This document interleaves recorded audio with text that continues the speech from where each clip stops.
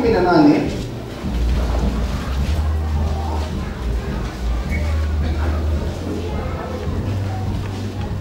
Tutaanzia hapo katika kitabu cha Hesabu 18, tutaanzia hapo 1. Tusomee 1.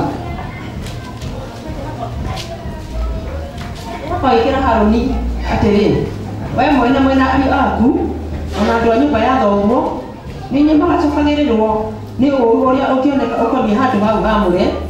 Ningĩ we mwene mũrĩ na ariũ aku no inyuĩ mũrĩcokanĩrĩrwo nĩ ũũru wanyu ũrĩa ũkĩoneka ũkoniĩ ũhoro wanyu wa ũrĩa mũtuĩkĩte athĩnjĩri Ngai. Tunaona sasa Bwana anazidi kunena na wana wa Israeli, lakini sasa ananena na Aaron. This time message anampatia Aaron ya kwamba ati Bwana akamwambia Haruni, wewe na wanao na nyumba ya baba zako pamoja nawe mtachukua uovu wa patakatifu. Wewe na wanao pamoja nawe mtachukua ukuhani wenu. Kwa hivyo Aaron na wanawe, kumbuka Aaron na wanawe, Aaron wao walikuwa wamechaguliwa kwamba watakuwa ni makuhani. Kwa hivyo familia ya Aaron, watoto wake wote, vizazi baada ya vizazi, wao watakuwa ni kuhani. Kwa hivyo watakuwa ni kuhani wa Mwenyezi Mungu. Lakini kumbuka, kwa kila wakati kuna yule ambaye huwa ndio kuhani mkuu, lakini sasa hao wengine nao ni makuhani. Kwa hivyo Aroni ameambiwa kwamba yeye na wanao na nyumba ya baba zako pamoja nawe mtachukua uovu wa patakatifu. Makuhani walikuwa na jukumu ya kuhakikisha ya kwamba kazi katika patakatifu, katika nyumba ya Mungu imefanyika vilivyo, kumeheshimiwa, mambo inaenda vizuri. Kwa hivyo kama patakatifu patatiwa unajisi, kama patakatifu patatiwa uchafu, ukienda, if anything goes wrong katika patakatifu, chochote kikifanyika ambacho sio kizuri katika hiyo nyumba ya Mungu au pale katika hekalu, tunaambiwa kwamba hawa nyumba ya Aaron wao ndio watachukua uovu wao, wao ndio watakuwa to blame, wao ndio watakuwa held accountable. Anything goes wrong pale patakatifu, wao ndio watabeba hiyo mzigo. Bwana apewe sifa. Kwa hivyo hakutakuwa na hata vile watafanya kazi ya Mungu.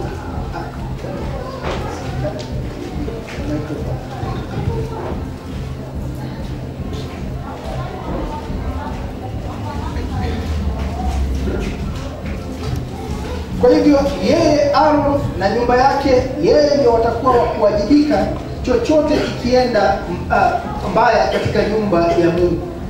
Kwa hivyo wao ndio watachukua uovu wa patakatifu. Wewe na wanao pamoja nawe mtachukua ukuhani wenu. Kwa hivyo Aaron na wanawe wao ndio wataendelea kuwa wakuhani. Na tunaona hapo mbele tuliona Bwana akiestablish na akaoneshana ya kwamba yeye ndiye amechagua Aaron. Hata wakaja wote na akaoneshana kwamba yeye ndiye amechagua Aaron. Yeye ndiye amechagua Walawi katika kazi ya Mwenyezi Mungu. Na sasa sababu imejulikana na ameonyeshana wazi kwa Israeli ya kwamba Walawi ndio wamechaguliwa, wao ndio wamepewa kazi ya Mwenyezi Mungu. Baada ya kuonyesha Israeli hiyo yote, sasa anazidi na kunena na Aaron.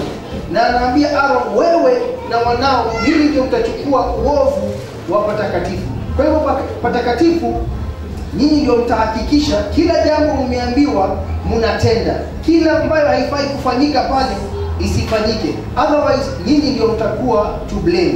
Sababu sasa imeshakuwa wazi kwa Israeli ya kwamba ni Aaron na wanawe na wana wa Lawi wao ndio watakuwa katika kazi hiyo ya ukuhani, ya patakatifu. Hebu tusomee 2 mpaka 4. Anao ari aitha wanyu acio muhirega wa Lawi acio muhirega wa athoguo omokokie onao nigetha meturanire nawe na gutungatagire na we mwene na ariũ aku me hamwe nawe mutungatage hau mbere ya hema ya ũira na magutungatagire we mwene ona mamenyagire hema ya gũtũnganwo no matigakuhĩrĩrie matikakuhĩrĩria indo cia handũ hau hamũre kana makuhĩrĩrie kĩgongona nĩgetha matigakue o ene ona kana inyuĩ mũkue. Nao megũturanĩrwo nawe nĩguo wĩra wao ũtuĩke wa kũmenyagĩrĩra hema ya gũtũnganwo, nĩguo marutage wĩra wothe wa hema ĩyo na matikanakuhĩrĩrio nĩ mũndũ wa mũhĩrĩga ũngĩ ona hanini. Amen. Na ndugu zako nao kabila ya Lawi. Kwa hivyo sasa amezungumzia Aaron na wanawe, his sons, wale ambao wamezaliwa kwa nyumba ya Aaron. Wote wamezaliwa kwa hiyo nyumba ya Aaron, wao ni kuhani. Aaron pia ni Mlawi ndio, lakini yeye ni kuhani. Na wanao pia wote ni kuhani. Lakini sasa katika hiyo nyumba ya Walawi ndio Bwana anazidi kunena, na ndugu zako nao kabila ya Lawi, kabila ya baba yako, uwalete karibu pamoja nawe ili waungwe nawe na kukuhudumia. Bali wewe na wanao pamoja nawe mtakuwa mbele ya hema ya ushahidi. Nao watashika ulinzi kwa amri yako na ulinzi wa hema yote, lakini wasikaribie vyombo vya patakatifu wala madhabahu, wasife wao pamoja nanyi. Nao wataungwa nawe na kuushika ulinzi wa hema ya kukutania kwa ajili ya utumishi wote wa hema, na mgeni asiwakaribie ninyi. Kwa hivyo anaambiwa sasa kuhusu Walawi. Kumbuka Walawi na ukoo zao, wale walipatiwa kazi ya ndani ya hema, wale walipatiwa kazi ya kubeba curtains, wale walipatiwa kazi ya kubeba frame. Sasa wao ndio wanazungumziwa, wanaambiwa nao pia watakuwa joined pamoja na Aaron. Awalete, watakuwa joined pamoja nao, waungwe naye, wahudumie Aaron na wanawe. Watahudumia hiyo kazi ya Aaron ya ukuhani. Lakini wewe na wanao pamoja nawe mtakuwa mbele ya hema ya ushahidi. Kwa hivyo Aaron kazi yake ni ndani ya hema. Wao ndio wanafanya hiyo kazi mbele ya Mungu. But Walawi kazi yao sio ukuhani. Hata kama wao ni Walawi ndio, lakini kazi ya ukiitwa Mlawi sio kusema wewe ni kuhani. Sababu wewe ni Mlawi sio kusema wewe sasa kazi yako ni kama kazi ya Aaron. La, Mlawi kazi yake ilikuwa ni kusaidia Aaron, lakini sio kuingia katika hema na kufanya kazi ya Aaron. Bwana apewe sifa. Kwa hivyo wao ni wasaidizi, na ndio Bwana anamwambia wao utawachukua, watakusaidia, watakuhudumia.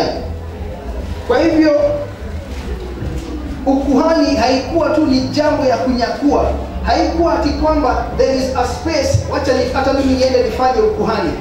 Ni Mungu alikuwa amechagua Aaron, na tuliona kumekuwa na vita pale mbele. Kuna Kora ambaye alisimama akajaribu kung'ang'ana na Aaron, akajaribu kuingilia Musa na Aaron, na tunaona nini ilifanyika, sababu hasira ya Mungu ilishuka. Kwa hivyo ukuhani ilikuwa ni kazi ambayo Bwana amepatia mtu specific, na ilikuwa ni Aaron, na inasemekana Aaron na wanao. Notice hata hasemi Musa na wanao, ni Aaron na wanao. Kwa hivyo hata watoto wa Musa hawakuwa ati ni wakuhani. Bwana apewe sifa. Ilikuwa ni Aaron na wanao. Kwa hivyo Aaron ndio kuhani mkuu na wanao ni makuhani.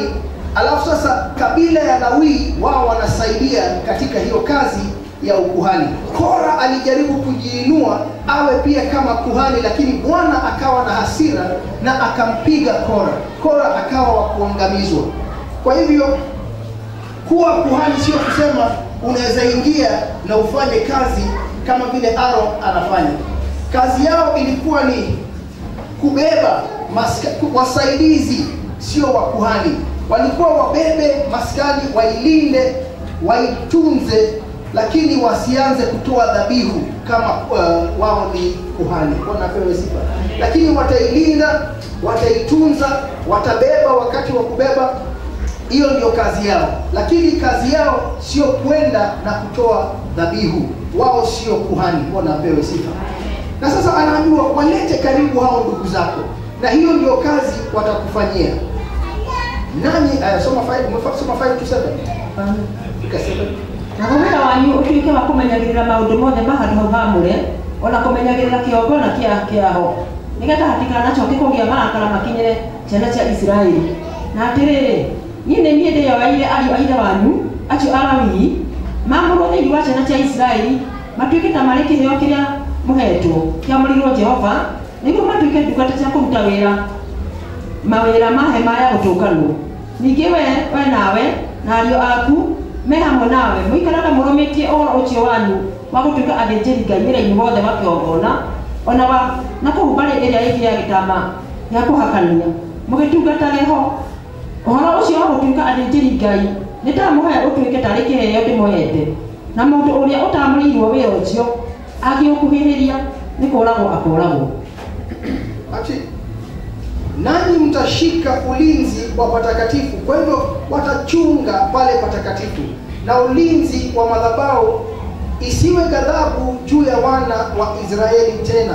Kwa hivyo wasipofanya kama vile Mungu anawaambia wafanye, basi ghadhabu ya Mungu itashuka tena.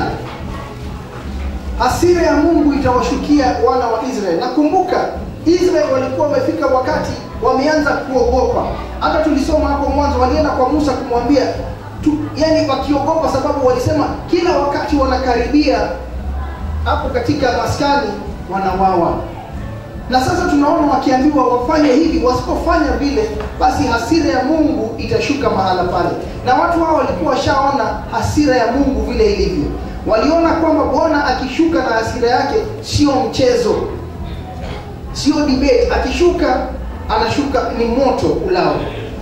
Nami tazama, nimewatoa ndugu zenu Walawi miongoni mwa wana wa Israeli. Kwenu ninyi watu hawa ni kipawa alichopewa Bwana, waufanye utumishi wa hema ya kukutania. Kwa hivyo hawa watu kazi yao ni kusaidia katika kazi yote ya hema ya kukutania. Nawe na wanao pamoja nawe mtautunza ukuhani wenu kwa ajili ya kila kitu cha madhabahu na kwa ajili ya vile vyombo ndani ya pazia, nanyi mtatumika. Na wapeni ukuhani kwa utumishi wa kipawa, na mgeni akaribiaye atauawa. Kwa hivyo hiyo ndio kazi wanatofautishwa hapa. Kuna ukuhani na kuna hii kazi Walawi wamepewa ya kusaidia kuhani. Basi mtu mwingine yote ambaye atakaribia pale, ambaye sio Mlawi, sio kuhani, basi atauawa. Bwana asifiwe. Kwa hivyo kuna seriousness, kuna uzito fulani kwa hii kazi ya Mungu. Inaonekana sasa sio rahisi vile watu waliona, sio jambo ambalo linafanywa by just anybody who can. Sio mtu wote ambaye akona dream ya kufanya hiyo kazi angeifanya. Ilifanywa na yule ambaye Mungu alichagua. Kumbuka sio Musa ndiye kuhani mkuu, ni Aaron.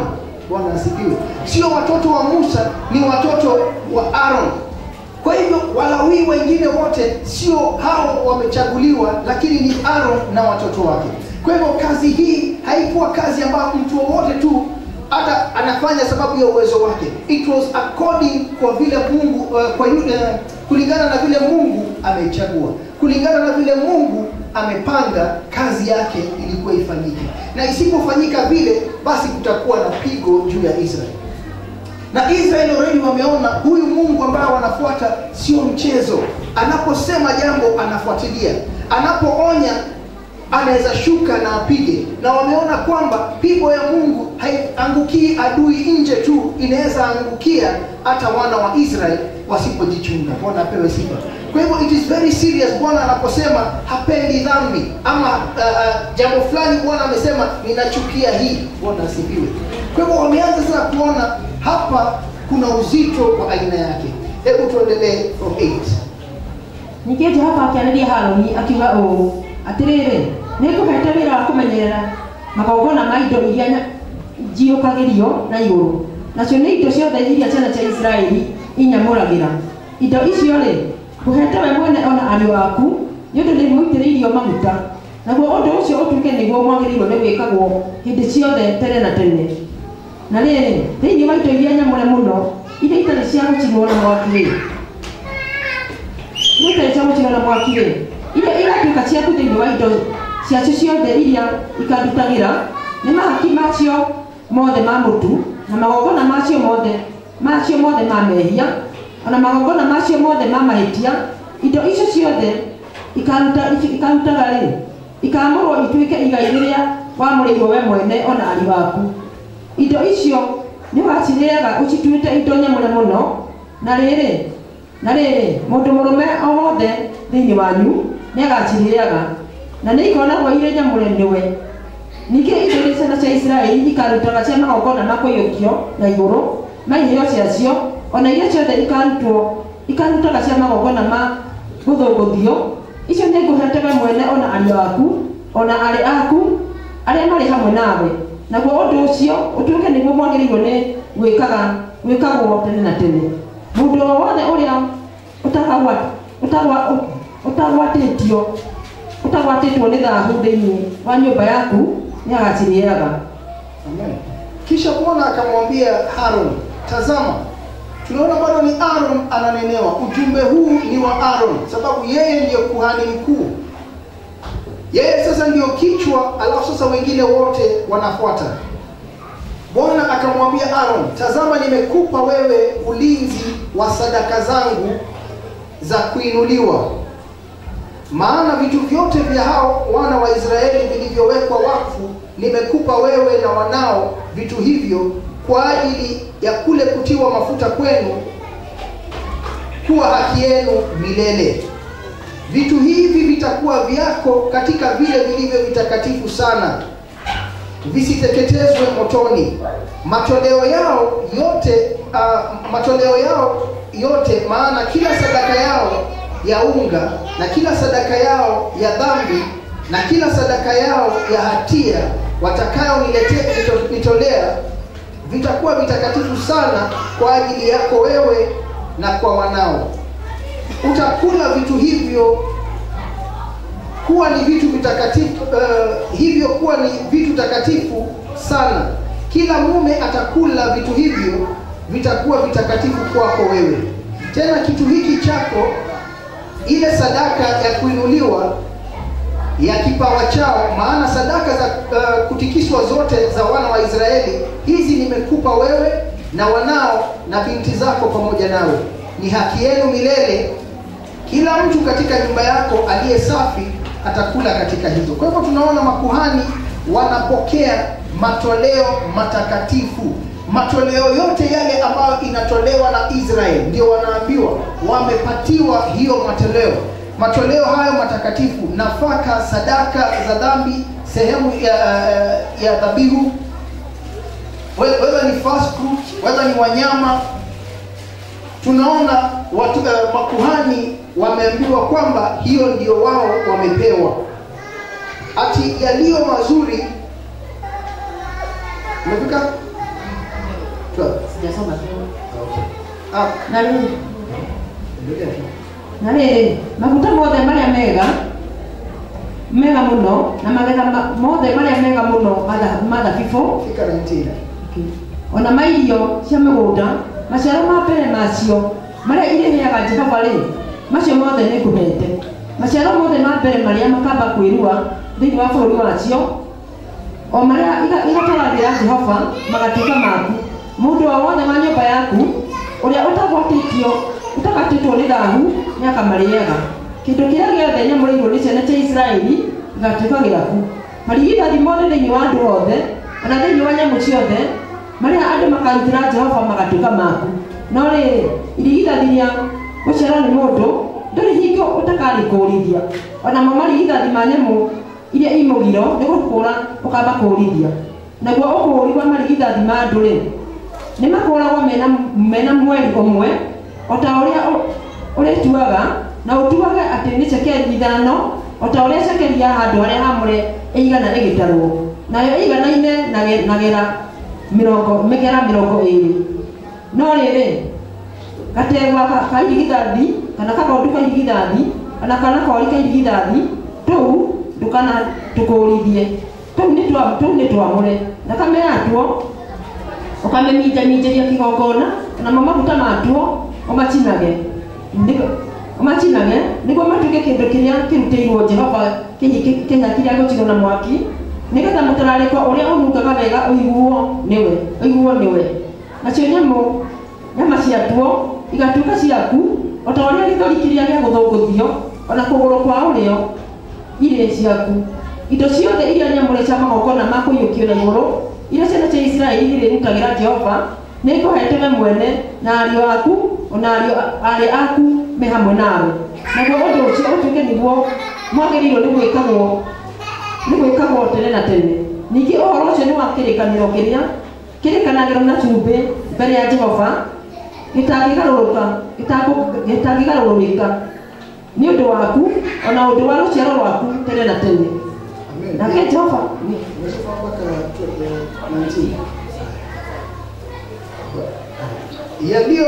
yaliyo mazuri katika mafuta na yaliyo mazuri ya mavuno ya zabibu. Kwa hivyo yale bado ni yale mambo ambao watakuwa wakipokea, na mavuno ya nafaka, malimbuko, yani first fruits yake watakayompa Bwana, amekupa wewe hayo. Kwa hivyo wana wa Israeli wanaleta sadaka zao mbele za Bwana, na chochote kile wanatolea Bwana, tunaambiwa kwamba hicho ambacho Bwana anakipokea, kisha hiyo ndio anawapatia hawa makuhani. Bwana apewe sifa. Kwa hivyo anawapa hiyo matunda ya kwanza yaivayo katika yote yaliyo katika nchi yako, watakayomletea Bwana yatakuwa yako. Kila mtu aliye safi katika nyumba yako atakula katika vitu hivyo. Kwa hivyo mtu yoyote ambaye yuko ceremonially clean, ambaye hana dhahabu, hana uchafu, kama vile tuliona kuhusu mambo ambayo yanaweza mtia mtu uchafu. Kwa mfano, ukikuza maiti, inasemekana kwamba umekuwa sasa mchafu kiibada, hawezi kufanya ibada. Mtu kama huyo hawezi kula vitu hivi mpaka ajitakase. Lakini mtu yoyote ambaye ni msafi anaambiwa anaweza kula vitu hivyo. Kila kitu kilichowekwa wakfu katika Israeli kitakuwa chako. Kwa hivyo chochote kile kinaletwa, kimewekwa wakfu, kimetolewa Bwana, lakini kitakuwa ni cha huyu kuhani. Kila kifunguacho tumbo na cha wenye mwili wote watakaomsogezea Bwana, cha wanadamu na cha wanyama, ni chako. Lakini mzaliwa wa kwanza wa binadamu huna budi utamkomboa, na mzaliwa wa kwanza wa mnyama wasio safi utamkomboa. Kwa hivyo every firstborn, mtu akiwa na mbuzi firstborn, itapelekwa pale, hiyo itakuwa ni ya Aaron. Kama ni kondoo firstborn, itakuwa ni ya Aaron. Lakini ikiwa ni punda firstborn, hata mletea punda Aaron. Bwana apewe sifa. Kile Aaron atafanya ni kwamba atakomboa. Kwa hivyo atapokea pesa na sio punda mwenyewe. Bwana apewe sifa.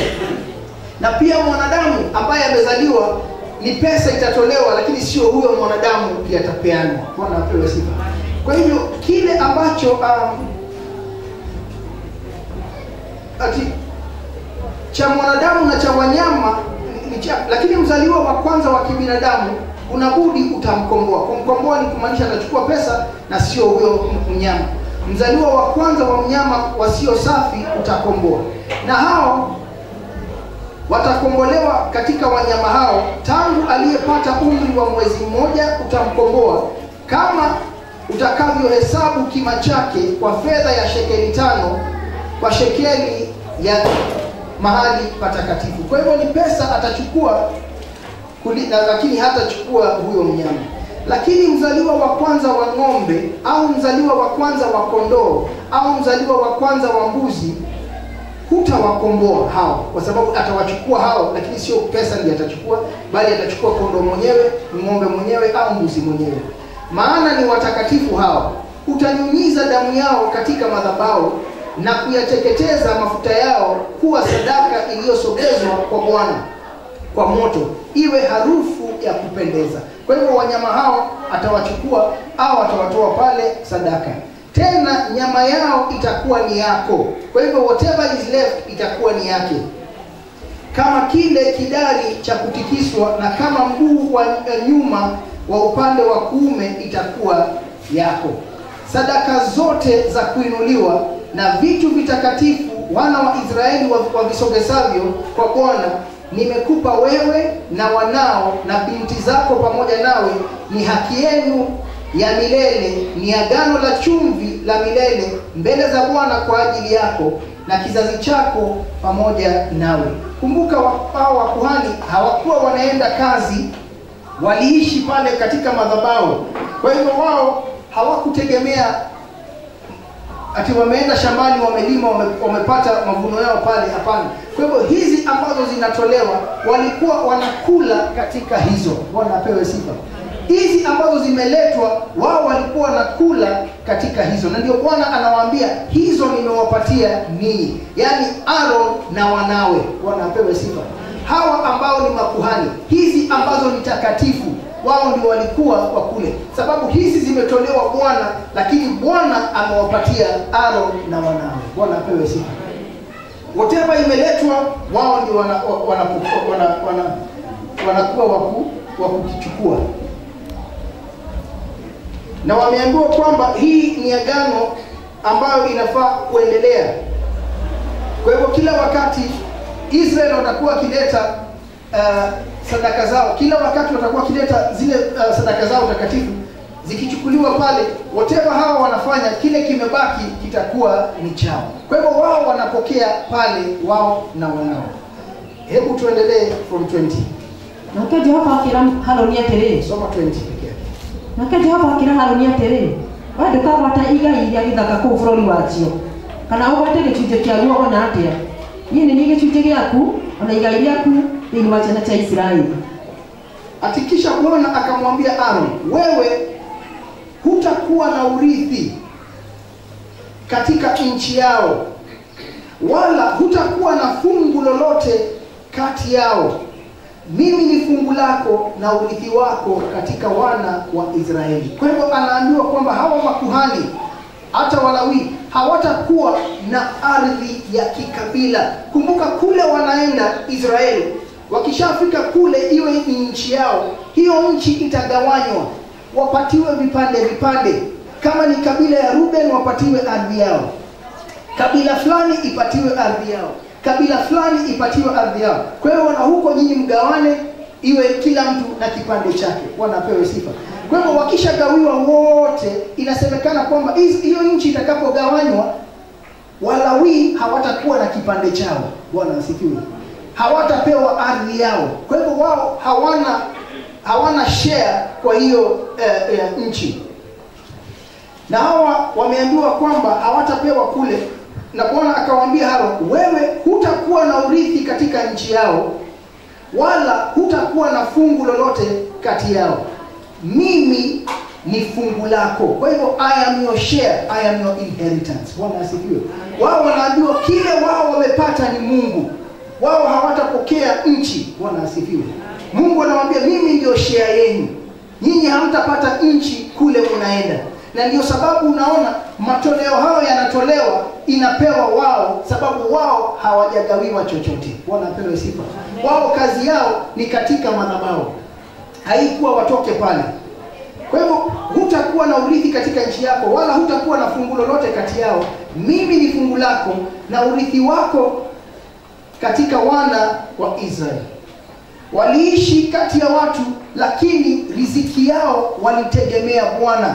Wao hawakutegemea nguvu ya mikono yao, walitegemea Bwana, sababu Bwana amemwambia mimi ndio urithi wenu. Kwa hivyo Bwana ndiye atawalisha, Bwana ndiye atawaangalia, Bwana ndio thawabu yao, yeye ndio reward yao. Bwana apewe sifa. As long as wanamtumikia Mungu, Bwana ndio riziki yao. Bwana asifiwe. Hakuna kitu. Kwa hivyo wasiangalie kule wanaenda Israel na kuanza kusema ai tutapokea mashamba, tutapata hii, tutapata hii. Hiyo inasemekana kwamba hawana fungu mahala pale. Hebu tuendelee 21. Na wacha na cha Lawi mpaka 24. Na wacha na cha Lawi nĩtĩtiete gĩcunjĩ gĩa 10 kĩrĩa ciana cia Isiraeli irutagira Jehova kĩindo ciacio ciothe gĩtuĩke igai rĩacio nĩ ũndũ wa wĩra ũrĩa irutaga, o wĩra ũcio ũrutagwo hau hema-inĩ ya gũtũnganwo. Na rĩrĩ, gwatarĩ ciana cia Isiraeli itigacoka gũkuhĩrĩria hema ya gũtũnganwo, nĩgetha itigatuĩke atĩ nĩciĩhĩtie nacio ikue. No rĩrĩ, Alawii nĩo marĩrutaga wĩra wa hema ya gũtũnganwo na nio maricokagirwo ni uru uria ukioneka ho na ho uhoro ucio utuike kirina kia watho kurumirirwo njero-ini ciothe cianyu ciothe tere na tene. Nao Alawii acio matikagwata igai rĩa gĩthaka ona atĩa thĩinĩ wa ciana cia Isiraeli. Nĩgũkorwo gĩcunjĩ kĩu gĩa 10 ciana cia Isiraeli irutagĩra Jehova gĩtuĩke indo ciacio iria imũrutagĩra cia igongona rĩa kũiyũkia na igũrũ. Nĩkĩo hete Alawii gĩtuĩke igai rĩao. Ũndũ ũcio nĩguo ũtũmĩte ndĩmere atĩ thĩinĩ wa ciana cia Isiraeli matikagwata igai rĩa gĩthaka ona atĩa. Ati na wana wa Lawi. Kwa hivyo sasa hawa ni Walawi. Nimewapa zaka yote katika Israeli kuwa urithi wao. Sasa tunaongea kuhusu Walawi. Hao ambao wanasaidia kuhani, hao wanasaidia wana wa Aaron. Bwana anasema nimewapa zaka yote katika Israeli kuwa urithi wao badala ya huo utumishi wa utumikiao, maana ni huo utumishi wa hema ya kukutania. Bwana apewe sifa. Kwa hivyo Walawi wameambiwa kwamba yani sasa hizi ni familia zote za Walawi. Hawa sasa ni wale ambao sio wa kuhani. Hawa sio kuhani, hawa ni Walawi, wale ambao wanasaidia katika hema ya kukutania. Wao wanaambiwa watapokea zaka zote za Israeli. Yani watapokea fungu la 10 la Israeli. Tithe. Bwana asifiwe. Sasa tunaona tithe ikianza kuwa mentioned. Kwa hivyo tithe, although tuliangalia tena wakati wa Abraham, but now this time tunaona ikipeanwa kama command. Sasa tithe inaambiwa itatolewa na itapewa hawa wana Walawi. Sio kuhani. Hawa sasa ni Walawi in general. Wameambiwa wao ndio watapatiwa hiyo fungu la 10, hiyo tithe ya Israel. Hii ndio itakuwa riziki yao kwa utumishi ambao wanatumikia Mungu ndani ya maskani. Kwa hivyo hiyo kazi yote wanafanya ya kubeba maskani, ya kutunza, ya kulinda, ya kubeba hata kama ni frames. Kazi hiyo yote wanafanya katika maskani. Bwana amesema kwamba kwa hiyo kazi yote ambao wanafanya kwa kusaidia ukuhani, wao watapatiwa zaka zote za Israeli. Kwa hivyo Israeli yote wakitoa 10%, wanatoa 10% inaenda kwa Lawi. Bwana apewe sifa. Inaenda sasa kwa hawa Walawi ambao ndio wanasaidia wakuhani. Haiendi kwa kuhani direct, inaenda kwa Walawi. Bwana apewe sifa. So hao ndio wanapokea hiyo 10%. Na mwanzo wa sasa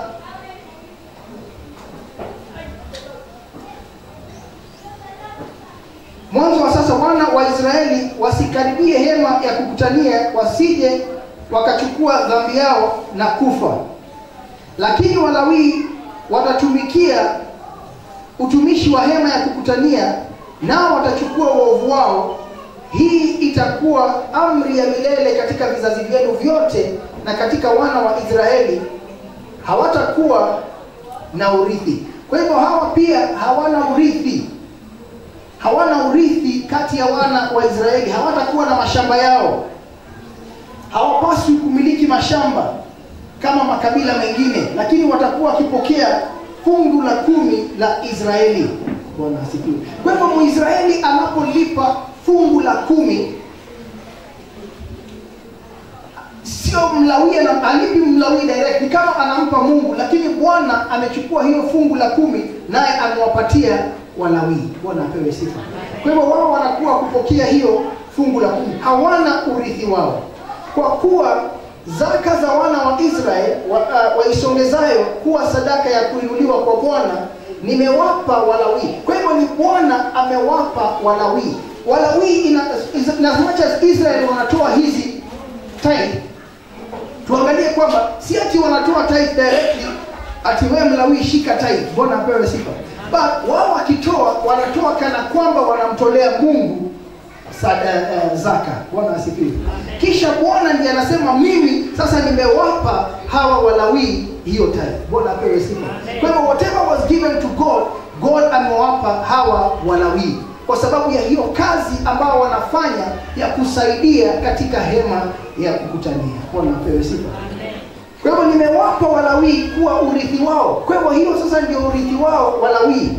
kwa hiyo nimewaambia ya kwamba katika wana wa Israeli hawatachukua na urithi wao wote.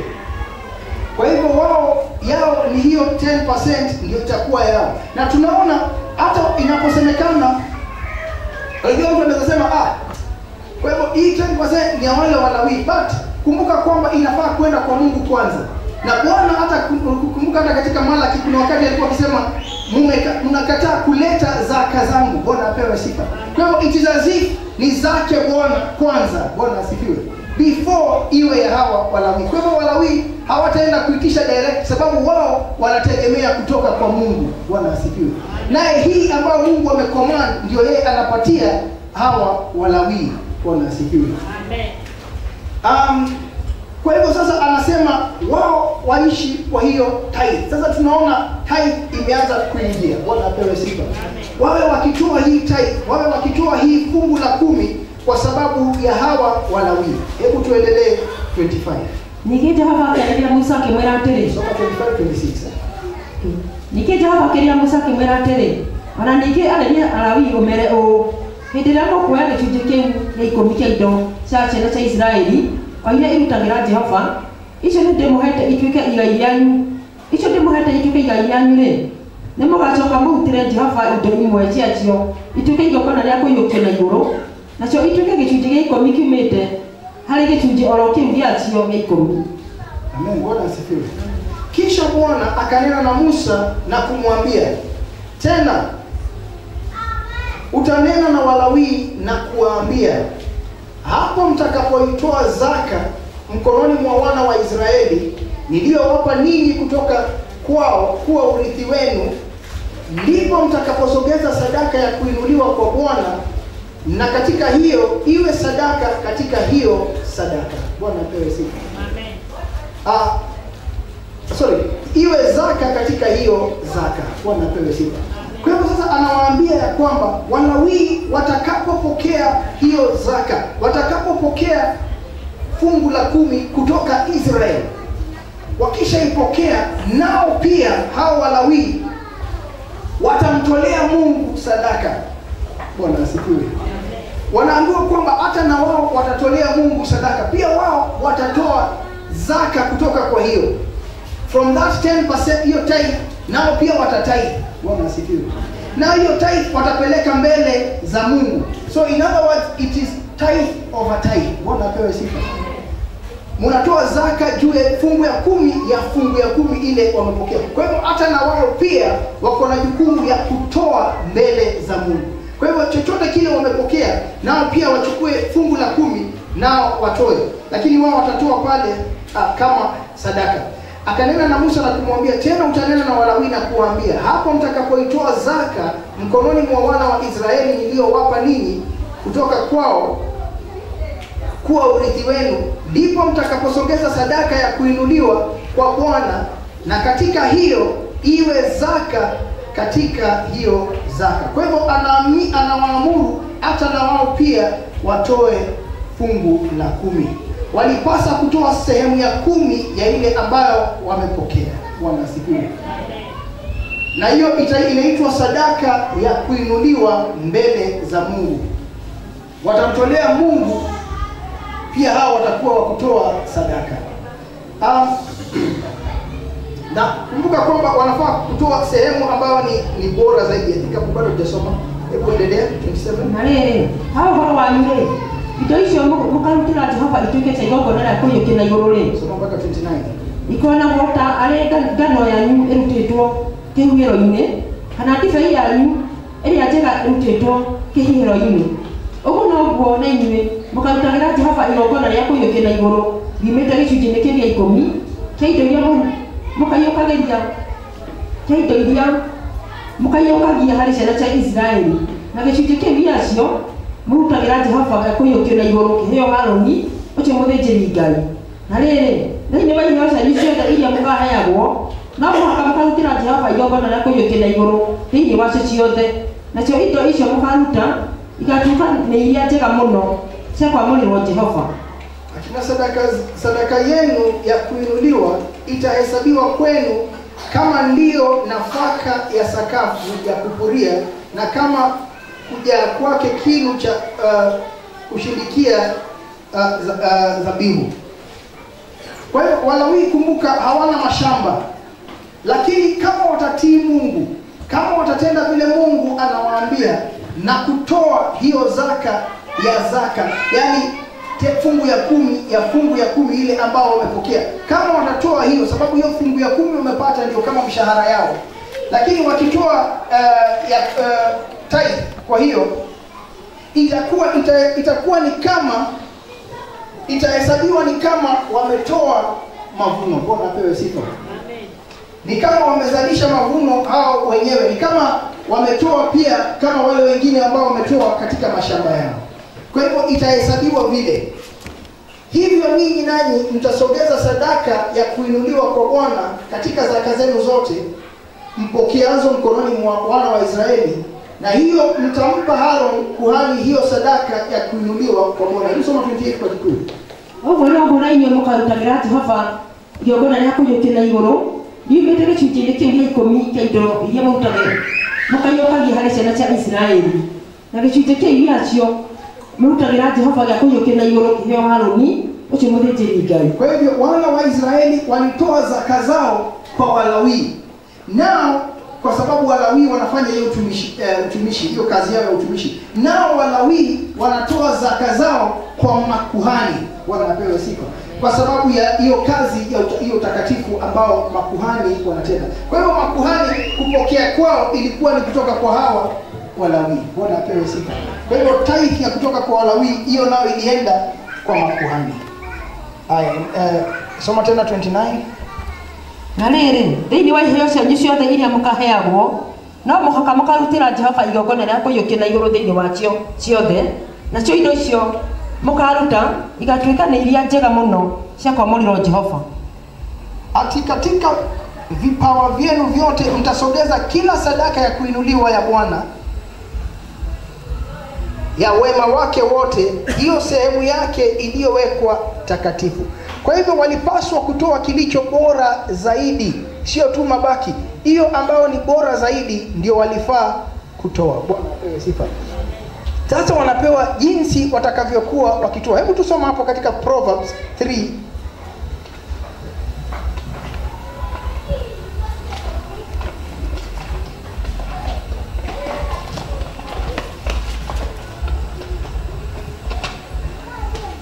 Mithali 3:9.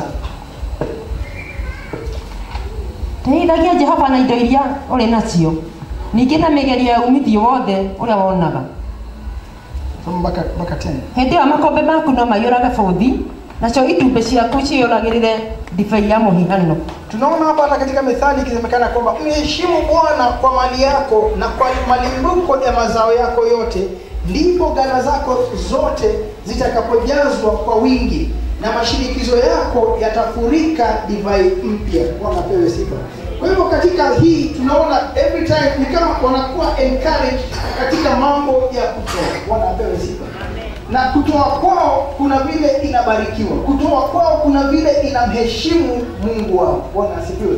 Hata hao ambao ni Walawi bado wanaambiwa hata nyinyi chukueni kipande, bado pelekeni mbele za Mungu. Kwa hivyo wote tunaona Israel wanaingia katika hii culture ya kwamba kuna percentage fulani wanatoa. Bwana apewe sifa.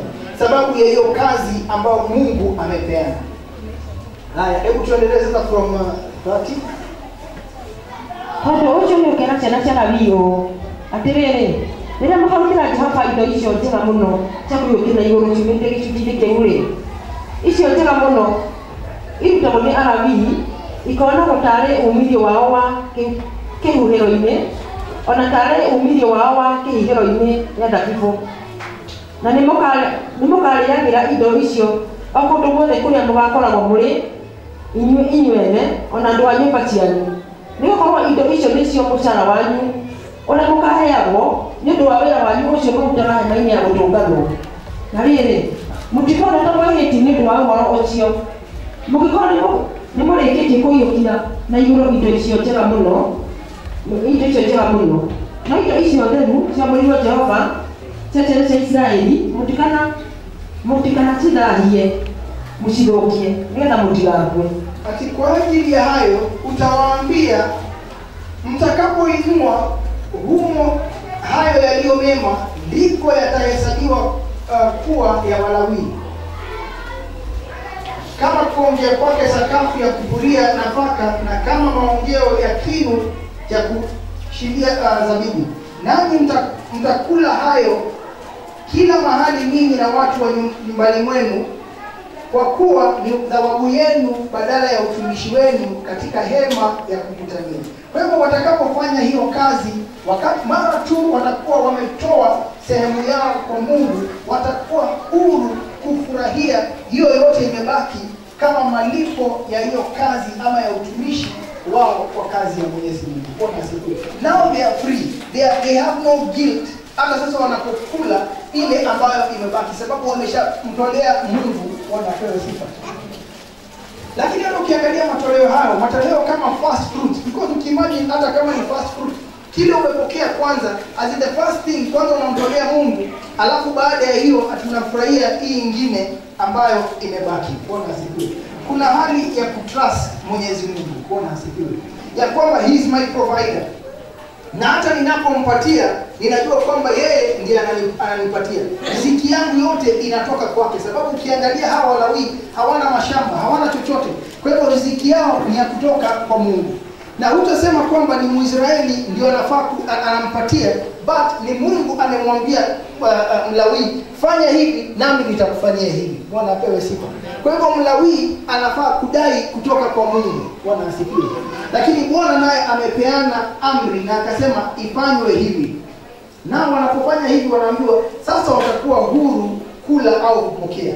Nanyi hamtachukua dhambi kwa ajili yake. Hapo mtakapokwisha kuinua, umesoma 32 Umesoma tena? Na rĩrĩ, mũtikona ta mwĩhĩti nĩ ũndũ wa ũhoro ũcio. Mũngĩkorwo nĩ mũrĩkĩtie kũiyũkia na igũrũ indo ciothe njega mũno. No indo icio theru ciamũrirwo Jehova cia ciana cia Isiraeli, mũtikanacithahie, mũcithũkie nĩgetha mũtigakue. Ati nanyi hamtachukua dhambi kwa ajili yake.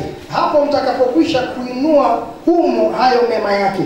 Lakini msivitie unajisi vile vitu vitakatifu vya wana wa Israeli ili msife. Kwa hivyo katika hii kazi ambao wanafanya, hata kama wanapokea kutoka kwa wana wa Israeli, kumbuka wanapokea vitu ambavyo ni vitakatifu, vitu ambavyo vimewekwa wakfu, vitu ambavyo mtu ameleta akijua kwamba amemletea Mungu.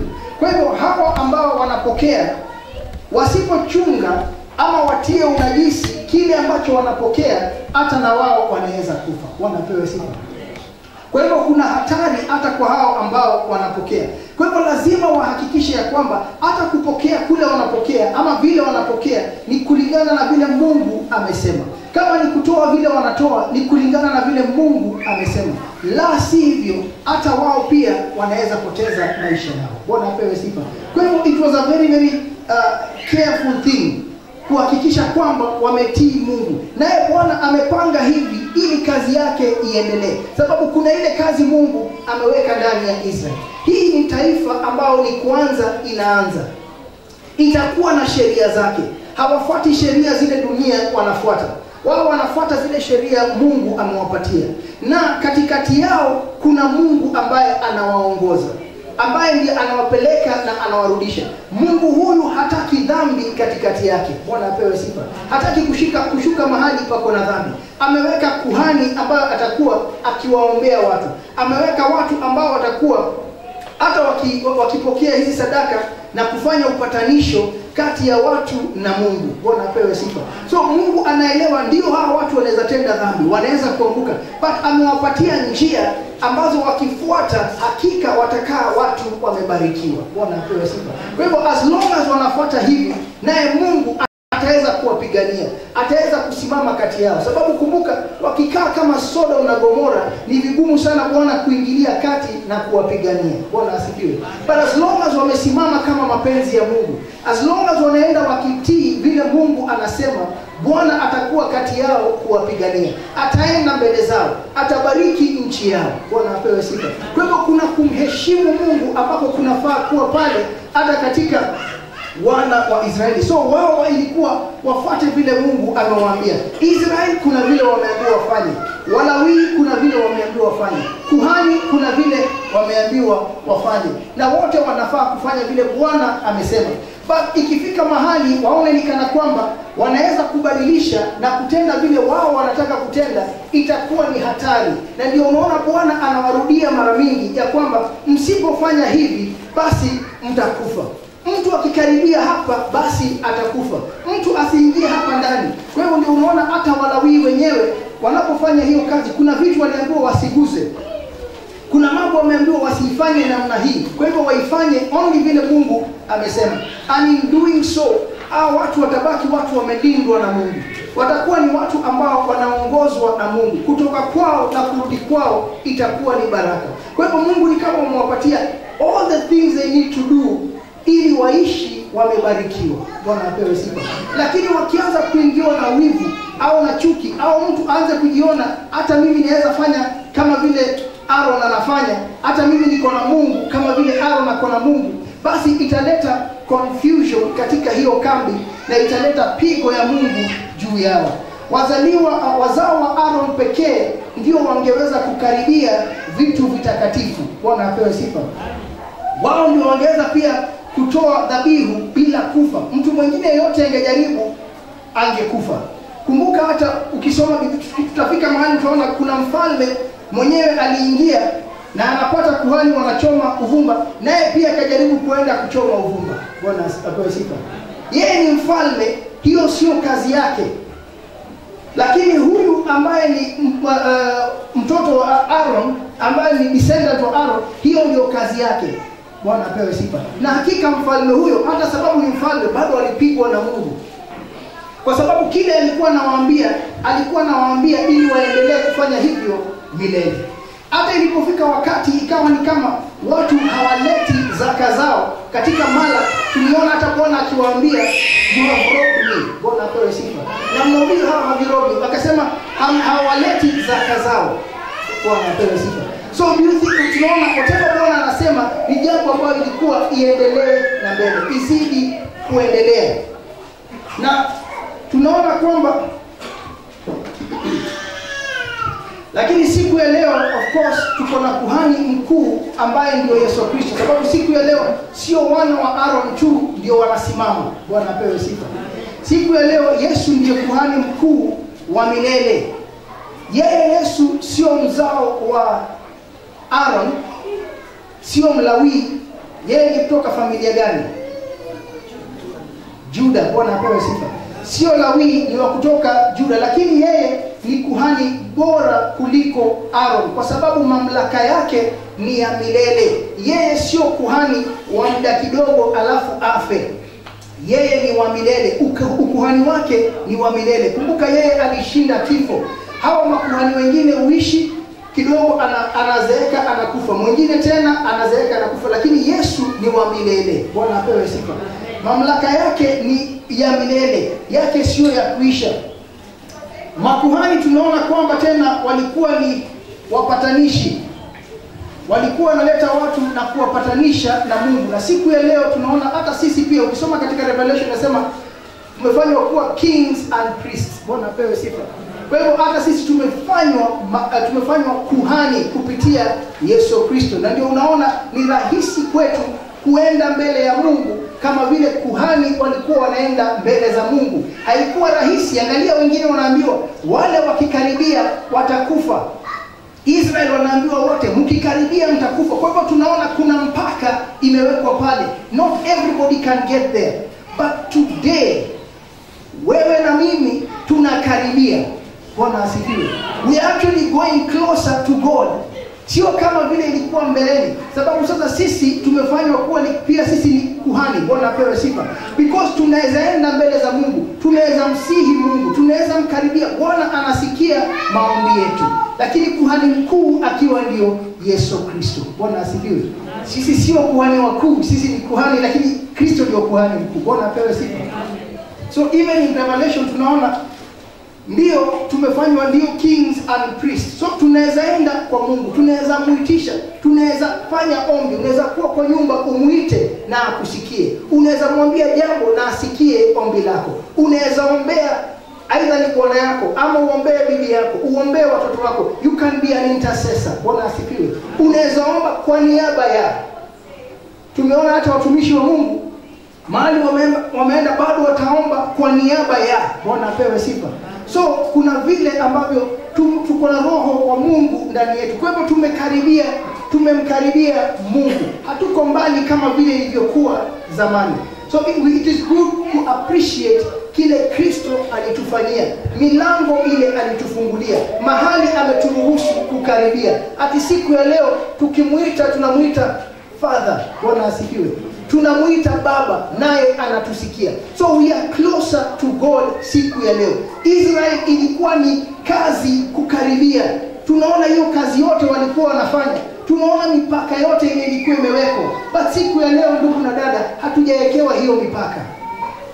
Ati mahali huko hata kama ni nyumbani, if you call unto his name, anakusikia. If you ask, you shall receive. When you knock, the door will be open. Bwana apewe sifa. Seek and you will find. Anasema niko mlangoni. In fact ni yeye anakuita, ni kama yeye ndiye anakuambia njoo, speak, nena. Na sisi bado tumekwama. Mipaka imetolewa. Ndugu na dada, Bwana apewe sifa. Kwa hivyo tuelewe ya kwamba hatuko mbali na huyu Mungu, na Mungu wetu hayuko mbali na sisi. Yuko karibu nasi. Kwa hivyo tupokee kile chote ametupokeza. Yetu ni kukaa kama mapenzi. Nakumbuka huyu Mungu bado alikuwa strict hata wakati huo. He is still the same God today. Bwana asifiwe. Kwa hivyo tusifanye mchezo au tufanye mzaha na mambo yake. Bwana asifiwe. Mahali ametuleta, na ikiwa hii ndio ile njia ametupatia tupitie, na ametuambia ndio yeye nimwapatia mwana wake Yesu Kristo. Ombeni through yeye na nini? Tupitieni hiyo njia ndugu na dada. Every njia ametupatia, ikiwa ametuambia tupokee roho na tufuate mwongozo wa roho wake mtakatifu, tufuate mwongozo wake. Ametufanyia njia iwe rahisi. The yoke is lighter siku ya leo. Mizigo yetu sio mzito. Hapa tukiangalia hakika ni huruma kuona vile njia yao ilikuwa ni nzito, but hii ya agano ya kale ilikuwa ni kama inaonyesha, ilikuwa ni it's like a picture of what was to come.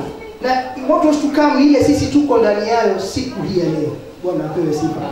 Mahali tuko, kuna wengine hao wakituangalia wataona sisi we are lucky kuwa mahali tulipo. Wewe tunamuita naye anatusikia. Tunamkaribia hata bila Aaron, bila mbuzi, bila kwenda kufanya sacrifice. Bwana apewe sifa. Na wengi wetu hatuoni mahali Mungu ametuweka. We still think ametutupa. Tunaona ni kama ama ni kawaida. Ama yani tunaichukulia tukiwa relaxed. Hebu ndugu na dada, tuchukulie hii jambo seriously. Mahali ametuweka, tushike kile ametupatia, tuifuate na tuinganganie. Do the right thing ukiwa ndani ya Mungu siku ya leo. Na uone hakika nguvu zake juu yetu na juu ya maisha yetu. Sababu ni mengi na ni mema Bwana amepanga juu ya maisha ya wote wale ambao wanamwamini. Bwana asifiwe. If he was good to the Israelites then, he is good to us today. Na bado atazidi kuwa mzuri hata milele. Bwana asifiwe. Ni Mungu wa ajabu, ni Mungu wa upendo, ni Mungu anayetujali. And he knows us, every one of us by name. Anakujua kutoka kule ulianza. DNA, kila kitu, all your details. Bwana asifiwe. Tufurahie. Tuko na baba anaye karibu nasi kuliko hata baba wa dunia. Bwana asifiwe. Kuliko hata wale wanakujua. Yeye ni rafiki wa karibu. Na yuko, he's always near us, but sisi ndio msukuma. Sababu we are too busy. Life, everything else. Hebu tumpe kipaumbele ndugu na dada. Let us start seeing God in a different way katika maisha yetu. Nafika hapo kwa leo na kuona.